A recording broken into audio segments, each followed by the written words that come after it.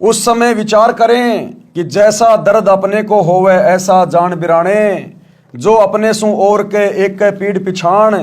कबीर पर नारी को देखिए बहन बेटी के भाव, और कहे कबीर काम नाश का। काम यानी सेक्स वासना के ऊपर कंट्रोल उसी समय होगा जब आप दूसरे की बहन बेटियों में अपनी बहन बेटियों को देखोगे। तो कहते हैं कबीर पर नारी को देखिए बहन बेटी के भाव, कहे कबीर काम नाश का यही सहज उपाय। विषय वासनाओं पर कंट्रोल करने का ये बहुत अच्छा एक तरीका बताया गुरुदेव ने।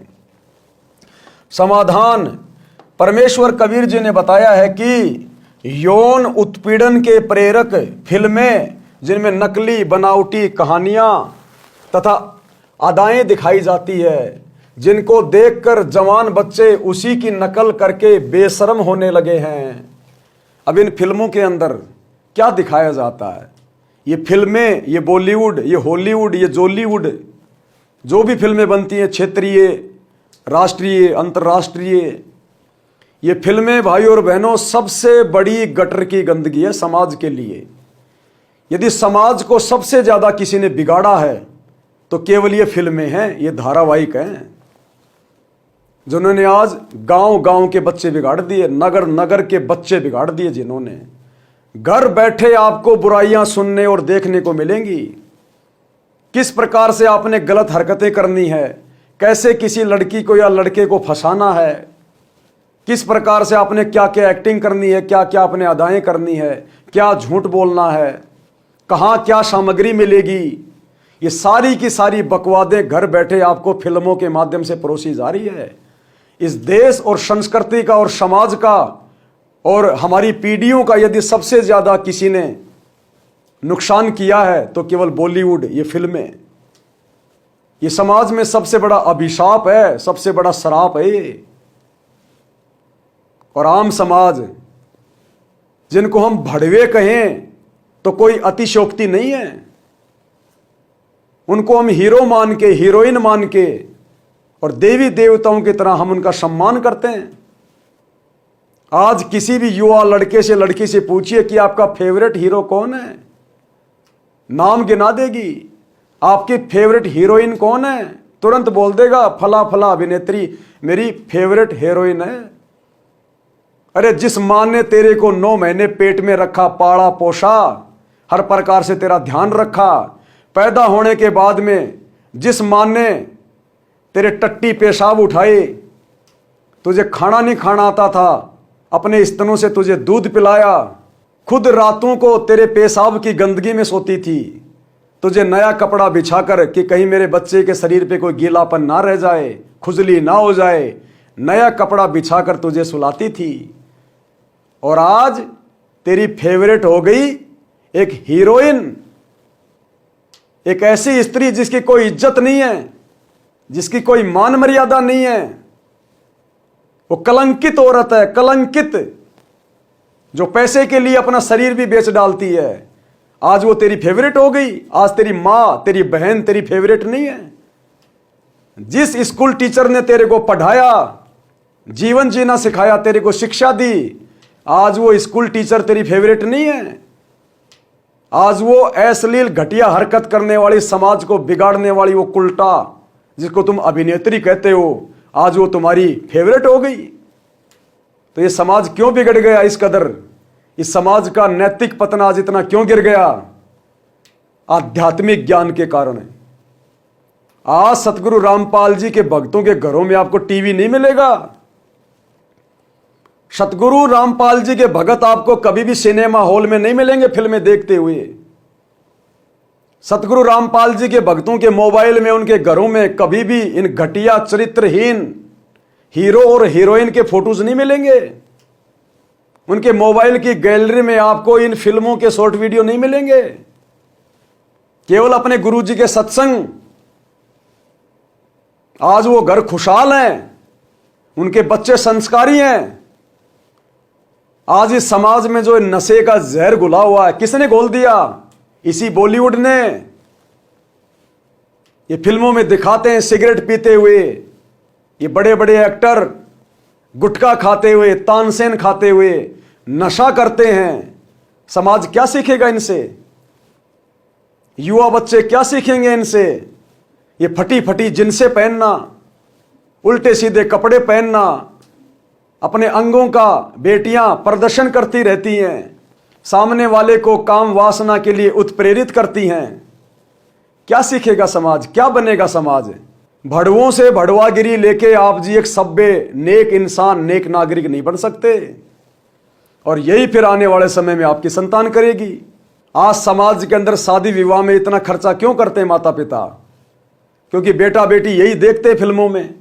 अब फिल्मों में तो वो नकली डेकोरेशन करते हैं, नकली मंडप बनाएंगे, नकली दुल्हन बनाएंगे, वो दुल्हन नकली हार श्रृंगार करेगी, नकली वो कपड़े पहनेगी चमकीले, और बहन बेटियां उनको फिल्मों में देखती हैं तो उनकी भी इच्छा बनती है कि जब मेरी शादी हो तो मेरे माता पिता भी इसी प्रकार से मुझे घर से विदा करें, इसी प्रकार से मैं गहने पहनूं, मैं ये बड़े बड़े कपड़े पहनूं, अच्छे अच्छे महंगे महंगे।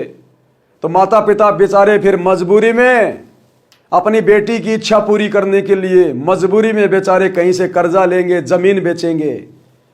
और उन बॉलीवुड की फिल्मों में जिस प्रकार से वो नकली सांग दिखाया गया, उन माता पिता को पैसे खर्च करके असल में करना पड़ेगा, असल में। तो इन फिल्मों ने सब कुछ बिगाड़ दिया। तो भाई और बहनों, अपने घरों से टीवियों को बाहर निकाल दो। अगर उस टीवी में कुछ देखना है तो रोजाना रात्रि 7:30 से 8:30 साधना टीवी चैनल पर सतगुरु रामपाल जी के सत्संग देखो। आपका भी आत्म कल्याण होगा, आपके बच्चों का भी आत्म कल्याण होगा, घर में अच्छे संस्कार बनेंगे। और खुद भी नाम दीक्षा लो, ज्ञान को समझकर अपने बच्चों को भी नाम दीक्षा दिलाओ। सतगुरु के वचन का प्रभाव होगा, बच्चे समाज में अश्लीलता फैलाने से बचेंगे। और अपने बच्चों को ये धारावाहिक देखना, फिल्में देखना, तुरंत बैन लगा दीजिए। लेकिन खाली माता पिता के कहने से बच्चों पे बैन नहीं लगेगा। आप घर में तो टीवी को फोड़ दोगे, बाहर निकाल दोगे, लेकिन वो मोबाइल जो आपने बच्चे को दिला रखा है, या फिर वो स्कूल में जाएगा, कॉलेज में जाएगा, दूसरे बच्चों के मोबाइल लेके देखेगा, ये कंट्रोल होगा सतगुरु के वचन से, सतगुरु के आशीर्वाद से, सतगुरु की भक्ति से। तो आपने अपने बच्चों को सतगुरु रामपाल जी के सत्संग सुनाने चाहिए, और आप भी और आपके बच्चे भी जल्द से जल्द सतगुरु रामपाल जी की सत भक्ति से जुड़ें, ताकि संसार की चक्काचौंध से जो पूरी दुनिया तितर बितर होके घूम रही है, किसी का कोई दीन धर्म नहीं है, कोई लोक लाज, कोई शर्म नहीं है, कोई छोटे बड़े की इज्जत नहीं रही। आज बड़े बड़े शहरों में बाप और बेटी के बीच में मर्यादा नहीं रही। बाप और बेटी दोनों ऐसे बाहर निकलते हैं जैसे इसकी बेटी नहीं बल्कि इसकी गर्लफ्रेंड हो। बेटी छोटे छोटे कपड़े पहन के निकलती है, ना बाप को शर्म है ना बेटी को शर्म है। वो बाप अपनी इज्जत महसूस कर रहा है कि मेरी बेटी को छोटे छोटे कपड़ों में लोग देखेंगे तो कहेंगे वाह मॉडर्न फैमिली। कल के वो बाप और उसकी बेटी दोनों गधे और गधी बन के घूमेंगे नंगे होके, तब पता चलेगा मॉडर्न फैमिली क्या होती है। आज बड़े बड़े शहरों में, बड़े बड़े घरानों में आपस में भाई और बहन की मर्यादा नहीं रही। भाई और बहन बाइक पे इस प्रकार से चलेंगे, मार्केट में हाथ डाल के, कंधे पे हाथ रख के ऐसे चलेंगे जैसे उसकी बहन नहीं बल्कि उसकी प्रेमिका है। माँ और बेटी के बीच में कोई शर्म नहीं रही। तो भाई और बहनों, ये समाज बिना आध्यात्मिक ज्ञान के, बिना सतगुरु रामपाल जी की सत भक्ति के, ये नरक की ओर जा रहा है, नरक की ओर। ये तो सौभाग्य है पृथ्वीवासियों का जो सतगुरु रामपाल जी 8 सितंबर 1951 के दिन धरती पर आकर और सन 1994 से उन्होंने अपने ज्ञान का प्रचार प्रसार शुरू कर दिया, आत्माओं को अपनी शरण में लेना शुरू कर दिया। आज घर घर में ज्ञान गंगा जीने की राह पुस्तक रखी हुई है। घर घर में रखने से भला नहीं होगा, आपने पुस्तक को एक बार खोलकर देखना होगा, पढ़ना होगा। संत के विचारों से, संत के संघर्ष से आपने परिचित होना होगा। संत क्यों परमार्थ का काम करते हैं, संतों का भला क्या अपना कोई स्वार्थ है? आज सतगुरु रामपाल जी का अपना क्या स्वार्थ है? आपने उनको क्या दे दिया? उन्होंने आपसे क्या डिमांड की है? ये 100 रुपए में छपने वाली पुस्तक ज्ञान गंगा 350 पेज की, ये 100 रुपए में छपने वाली पुस्तक जेनेब की राह 350 पेज की, आज आप लोगों को 10-10 रुपए में दी जा रही है। 10-10 रुपए में क्यों दी जा रही है? समाज सुधार के लिए, ताकि आप लोग बचें। नहीं तो अगले जन्म में 84 में जाओगे, 84 में, और यहां भी बुढ़ापे में आपकी वो दुर्गति होगी। आपके वही बेटा बेटी करेंगे जिनको आज आपने बिना सत भक्ति के दुनिया की देखा देखी मॉडर्न बना के छोड़ दिया, मॉडल बना के छोड़ दिया। कुछ समय बाद में वो बेटी चली जाएगी जवाई के साथ, और बेटा शादी के बाद हो जाएगा अमेरिका में सेटल, और तुम दोनों यहां पर बुढ़ापे में नरक वाली जिंदगी जीते रहना। तो अपने बच्चों को मॉडल मत बनाओ। अगर मॉडल भी बनाना है तो भक्ति में बनाओ, भक्ति में, क्योंकि आने वाला समय भक्ति का है। जो इस भक्ति में जितना आगे बढ़ेगा वही समाज में सम्मान का पात्र होगा। अन्यथा इन पैसे वालों की ओर, इन बड़े बड़े चौंचले करने वालों की ओर ये समाज आने वाले समय में 2028 युग परिवर्तन के बाद देखना तो दूर, उनकी तरफ थूकना भी पसंद नहीं करेगा। क्योंकि सबको अपने मनुष्य जीवन के प्रयोजन का ज्ञान हो जाएगा कि ये मनुष्य देह क्यों मिली है, बकवाद करने के लिए या भक्ति करके अपना आत्म कल्याण करवाने के लिए। तो अभी कुछ समय है युग परिवर्तन में, 2028 युग परिवर्तन है। जब जब युग परिवर्तन होता है, जब जब दो युगों की टक्कर होती है, महाविनाश होता है। और महाविनाश के बारूद वाले ढेर पर आज आप सबको पता है पूरी दुनिया बैठी है। पूरी दुनिया 2 भागों में तीसरे विश्व युद्ध के लिए बढ़ चुकी है। कब ये चिंगारी भड़क जाएगी कोई भरोसा नहीं है। देखते रह जाओगे, कोई बचाने वाला नहीं होगा। फिर ये तुम्हारे यार दोस्त रिश्तेदार, ये तुम्हारी मॉडर्न बाजी, ये तुम्हारे बॉलीवुड वाले, तुम्हारे फेवरेट हीरो हीरोइन, कोई तुम्हारे नजदीक नहीं आएगा। तुम्हारे कर्म तुम्हें बचाएंगे, और ये कर्म तुमने कभी शुभ किए नहीं। तो शुभ कर्म करो, सतगुरु का ज्ञान सुनो, सत भक्ति अपनाओ, फिर सतगुरु तुम्हारे साथ हो जाएगा। तुम्हारे विचारों को भी निर्मल करेगा, शुद्ध करेगा, तुम्हारे शुभ संस्कार बनेंगे, और शुभ संस्कारों से ही परमात्मा फिर व्यक्ति के साथ में रहता है, दुखों में उसके सामने आके खड़ा हो जाता है। तो सत भक्ति अपनाओ, सतगुरु रामपाल जी के सत्संग सुनो। तो क्या कह रहे परमात्मा? जिनको देखकर जवान बच्चे उसी की नकल करके बेशर्म होने लगे हैं, यानी फिल्मों को देख देख के। जैसी गतिविधि फिल्म में दिखाई जाती है वैसी गतिविधि न घर में, न गली में, न सभ्य समाज में की जा सकती है। तो उनको देखने का उद्देश्य क्या रह गया? कुछ नहीं, केवल बहाना है मनोरंजन। वही मनोरंजन समाज के नाश का मूल कारण है। वही मनोरंजन समाज के नाश का मूल कारण है। अब भाइयों और बहनों, पूरा परिवार बैठ के फिल्म देख रहा है। बेटा भी बैठा है, बेटी भी बैठी है, माँ भी है, पिता भी है, बेटे की बहू भी है, और सामने फिल्म चल रही है। कोई भी फिल्म उठा के देख लो आज आप। उस फिल्म के अंदर माता पिता के सामने वो बेटा और उसकी बहू डांस कर रहे हैं, गले में हाथ डाल के, उसके अंगों को छू छू के डांस कर रहा है, उसके चेहरे पे वो किस कर रहा है, और सारा परिवार देख रहा है, नो ऑब्जेक्शन। क्या वो फिल्म देखने वाले बेटा और बहू क्या अपने सास ससुर के सामने वो किस कर सकते हैं? अगर नहीं कर सकते तो फिर देख किस लिए रहे हो? जो कर्म आप जी अपने परिवार में कर ही नहीं सकते, फिर आप उन कुकर्मों को देख क्यों रहे हो? बस बहाना बन गया मनोरंजन के लिए, और वो मनोरंजन अंदर ही अंदर तुम्हारे अंदर अश्लीलता का जहर घोल रहा है। अश्लीलता का जहर। वो फिल्में देख देख के तुम्हारे जवान बच्चे, जब उनके अंदर काम वासना की आग जगेगी, जब वो 15-16 साल के होंगे, आजकल तो 10 साल के बच्चे भी कहां अछूते रहे हैं। 8वीं में पढ़ने वाले बच्चों की गर्लफ्रेंड के नाम पूछ लो, बता देगा इतनी है। तो जब वो बच्चे समझदार होंगे, थोड़े युवा होंगे, जब उनके अंदर रजोगुण का प्रभाव बढ़ना शुरू होगा, उस समय उन माता पिता की शिक्षा का उन पर कोई असर नहीं होगा। क्योंकि माता पिता ने उनको शिक्षा क्या दी? ये सेटिंगबाजी करने की, फिल्में दिखा दिखा के, लड़कियों को बेला फुसला के भगा के ले जाने की, माता पिता की आज्ञा तोड़कर लड़की के चक्कर में आके घर छोड़कर माता पिता का जोड़ा जोड़ाया धन लेकर भाग जाना।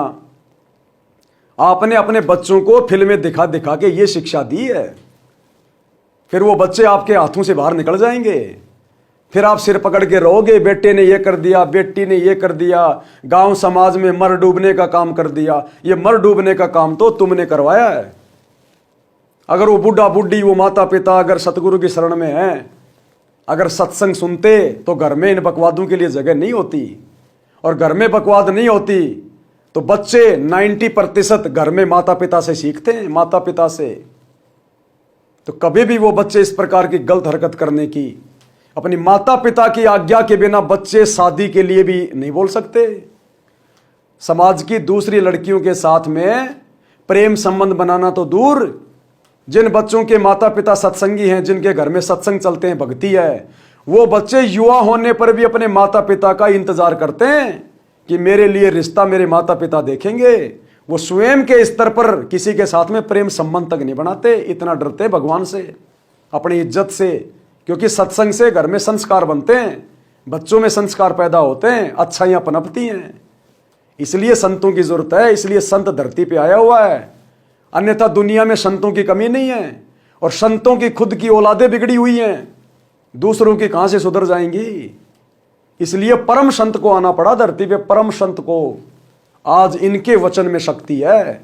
एक बार सत्संग तो सुनना शुरू कीजिए, अपने घर से वो टीवी चैनल बंद कीजिए, उसमें फिल्में देखना, धारावाहिक देखना बंद कीजिए, वो अश्लील फूहड़ गाने सुनना बंद कीजिए। आप अपने घर में सुबह शाम 1-1 घंटे सत्संग चलाइए सतगुरु रामपाल जी के। 1 महीने के अंदर अंदर आप जी परिवर्तन देखेंगे, परिवर्तन अपने घर में। इसलिए परम संतों की जरूरत पड़ती है, उनके सत्संगों की जरूरत पड़ती है। आज ये दुनिया आध्यात्मिक ज्ञान से कोसों दूर है, इसलिए मन में बकवाद बसी हुई है। जैसी गतिविधि फिल्म में दिखाई जाती है, वैसी गतिविधि ना घर में, ना गली में, ना सभ्य समाज में की जा सकती है। तो उनको देखने का उद्देश्य क्या रह गया? कुछ नहीं, केवल बहाना है, मनोरंजन। पूरा परिवार बैठा है, फिल्म चल रही है, सामने गाना चल रहा है, टिप टिप बरसे पानी, पानी में आग लगी, और वो लड़की को छू रहा है, उसके अंगों को छू रहा है, चुम्मा चाटी कर रहा है, और माता पिता देख रहे हैं, बेटा बेटी देख रहे हैं, बारिश में आग लगी। अब क्या करेगा वो लड़का? उसका मौका लगते ही वो भी आग लगाने की कोशिश करेगा कई बार, और वो आग फिर पूरे परिवार में लग जाएगी, पूरे समाज में लग जाएगी। तो ये माता पिता की जिम्मेदारी है, अपने बच्चों का जीवन बदले, अपने बच्चों को भक्ति से जोड़े। इसके लिए स्वयं पहले खुद संत के सत्संग सुनना शुरू करे, तब समाज में बदलाव आएगा, देखा देखी से नहीं आएगा। वही मनोरंजन समाज नाश का मूल कारण है। मेरे यानी लेखक के अनुयायी यानी सतगुरु रामपाल जी के जितने भी भगत हैं, बिल्कुल भी फिल्म नहीं देखते। अश्लील रागणी, फिल्मी गाने, सांग तथा अश्लील चर्चा जो निकम्मे युवा करते हैं, उनकी संगत में अच्छे युवा भी प्रेरित होकर बकवाद करने लग जाते हैं। कबीर परमेश्वर जी ने कहा है कि कथा करो करतार की, सुनो कथा करतार, काम कथा सुनो नहीं, कहे कबीर विचार। परमात्मा कह रहे केवल अपने गुरुजी के सत्संगों को ही टीवी में चलाना चाहिए, मोबाइल में चलाना चाहिए। जब भी समय मिले सत्संग सुनना शुरू कर देना चाहिए, अपने गुरुजी की कथाओं को सुनना चाहिए, उनकी पुस्तकों को पढ़ना चाहिए। कबीर कथा करो करतार की, सुनो कथा करतार। दूसरों से भी यदि कभी मिलो तो केवल अच्छी बातें, यदि कोई अश्लील बातें करता है, इधर उधर की बातें करता है, तुरंत वहां से उठ के चल देना चाहिए, अन्यथा आपका मन मलिन होगा। आपकी आत्मा में तरह तरह के कुविचार और तरह तरह की दोष दृष्टियां पैदा होनी शुरू हो जाएंगी। तो कहते हैं अपने गुरु के यानी करतार के सत्संग सुनने चाहिए। कबीर कथा करो करतार की, सुनो कथा करतार, कहे कबीर काम नाश का। क्या कह रहे हैं? काम कथा सुनो नहीं। काम कथा यानी अश्लील बातें, सेक्स की बातें, इधर उधर की बातें, गंदी बातें। जो आजकल के लड़के इकट्ठे हो जाते हैं 2-4, किसी भी दूर से आ रही लड़की को देखकर पता नहीं क्या क्या मन में धारणा बनाने लग जाएंगे, उस लड़की को लेकर क्या क्या बातें करने लग जाएंगे। अरे कितनी जवान हो गई, कितनी खूबसूरत है, अरे तू जरा ट्राई करना, तेरे चक्कर में आ जाएगी। आम समाज में जब 2-4 लड़के इकट्ठे होते हैं जिनको सत्संग प्राप्त नहीं है, उनके पास केवल यही बातें मिलेंगी। स्कूल में जाएंगे तो भी लड़कियों के विषय में चर्चा, आपस में मीठा बोल बोल के, इशारे कर करके एक दूसरे को अपनी सहेली बना लेंगे। तो ये सब कुछ बिना ज्ञान के, बिना भक्ति के। अब आगे चलकर वो क्या देश का निर्माण करेंगे, क्या वो सभ्य समाज में अपनी सहभागिता निभाएंगे जो खुद असभ्य रास्ते पे चल रहे हैं। तो परमात्मा कहते हैं कथा करो करतार की, सुनो कथा करतार, यानी सत्संग ही सुनने चाहिए। सत्संग सुनने से काम कथा सुनो नहीं, किसी के गंदे विचारों को नहीं सुनना चाहिए, कहे कबीर विचार। क्योंकि हमारा जो ये ब्रेन है, ये एक मेमोरी कार्ड है। इसमें आप जो चीजें डालोगे, जो आप सुनोगे, जो आप देखोगे, वही चीजें ये बाहर निकालेगा। अगर अच्छी बातें, सत्संग की बातें, महापुरुषों की कथाएं, ज्ञान की बातें सुनेंगे, सुनाएंगे, देखेंगे, तो ये शरीर वही बाहर निकालेगा, ये हमारा ब्रेन। और अगर उल्टी सीधी बातें सुनेंगे तो हमारे को रात को शौपन भी गंदे गंदे आएंगे, शौपन भी गंदे गंदे। मन इतना मलिन हो जाएगा, आत्मा इतनी गंदी हो जाती है हमारी, हम कभी अच्छा फिर सोच ही नहीं सकते। फिर जब भी हमें कोई लड़की दिखाई देगी तो उल्टे ही विचार आएंगे, उल्टे ही। और सत्संग में जाने से पता चलेगा कि सबकी बहन बेटी अपने जैसी होती है, सभी परमात्मा की आत्मा है। अगर हमने किसी भी बहन बेटी की तरफ गंदी नजर से देखा तो अंतर्यामी सतगुरु नाराज हो जाएगा हमसे, और सतगुरु नाराज हो गया तो फिर हमारा जीवन नरक बन जाएगा, फिर हमारा बच क्या गया। तो कहते हैं कबीर कथा करो करतार की, सुनो कथा करतार। काम कथा यानी सेक्स कथा सुनो नहीं, कहे कबीर विचार। मोबाइल के अंदर पोर्न फिल्में देखना, गंदी फिल्में देखना, ये सेक्स कथा सुनना है, ये काम कथा को सुनने में आता है। तो परमात्मा कहते हैं युवा बच्चों ने थोड़ा सा विचार करना चाहिए, उनको थोड़ा सत्संग की तरफ भी ध्यान देना चाहिए। सत्संग से उनका जीवन परिवर्तित होगा। बाकी ये दुनिया विकास के नाम पे विनाश के किनारे बैठी है, विनाश के किनारे। भावार्थ कबीर परमेश्वर जी ने समझाया है कि या तो परमात्मा की महिमा का गुणगान यानी कथा करो, या कहीं परमात्मा की चर्चा यानी कथा हो रही हो तो वह सुनो।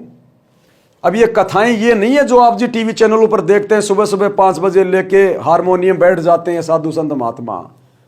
ये धीरेन्द्र शास्त्री, अनुरुद्धाचार्य, देवकीनंदन ठाकुर, प्रेमानंद जी, ये आचार्य शंकराचार्य, जया किशोरी, ये कथा करने के अधिकारी नहीं है।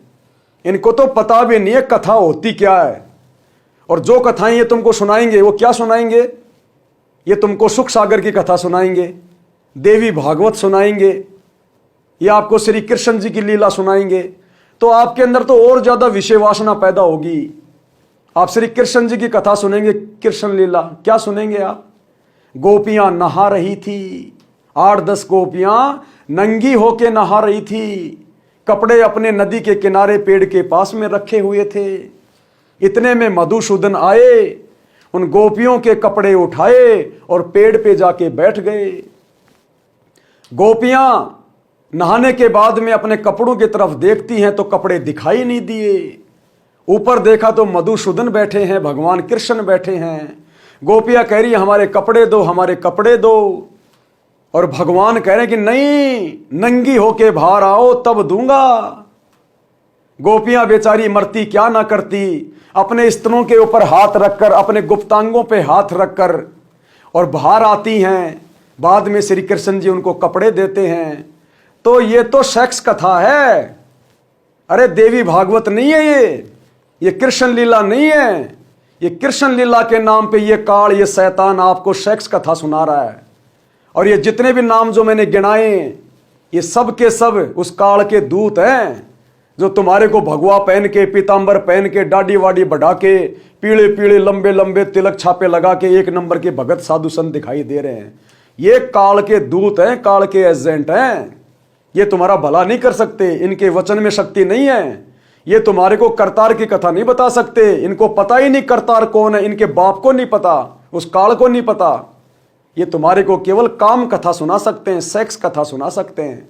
और ये सुख सागर का 12वां अध्याय, 8वां अध्याय, एक में तो श्री कृष्ण और कुब्जा की कथा लिखी हुई है, एक में श्री शंकर जी और मोहिनी की कथा लिखी हुई है।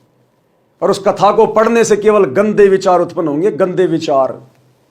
जब इन भगवानों का ये चरित्र है तो इन भगवानों की कथा सुन के हम कैसे भाई शुद्ध हो जाएंगे, हम कैसे राजा हरिश्चंद्र बन जाएंगे। इसलिए एकमात्र करतार यदि इस पृथ्वी पर है पूरी सृष्टि में तो कबीर परमात्मा, जो आज सतगुरु रूप में धरती पे प्रकट है। इसलिए कहते हैं कि सतगुरु के सत्संग सुनो, सतगुरु के वचन सुनो, सतगुरु की पुस्तकें पढ़ो, उन्हीं से तुम्हारे हृदय में परिवर्तन हो सकता है। तुम्हारे गंदे विचारों पर, तुम्हारी गंदी दोष दृष्टि पर कंट्रोल हो सकता है। दूसरा, धरती पर वर्तमान में कोई संत नहीं है, कोई साधु नहीं है, कोई आचार्य नहीं है। तुम्हारी नादानी से तुम्हें वो आचार्य शंकराचार्य साधु संत दिखाई देते हैं, लेकिन अंदर भक्ति के नाम पर उनके पास में कख भी नहीं है, कख भी। इसलिए सतगुरु के सत्संग सुनने चाहिए। कथा करो करतार की, सुनो कथा करतार, सेक्स कथा सुनो नहीं कहे कबीर विचार। कबीर परमेश्वर जी ने समझाया है कि या तो परमात्मा की महिमा का गुणगान यानी कथा करो, या कहीं परमात्मा की चर्चा कथा हो रही हो तो वह सुनो। काम यानी अश्लील चर्चा कभी नहीं सुनना। कबीर जी ने यह विचार यानी मत बताया है।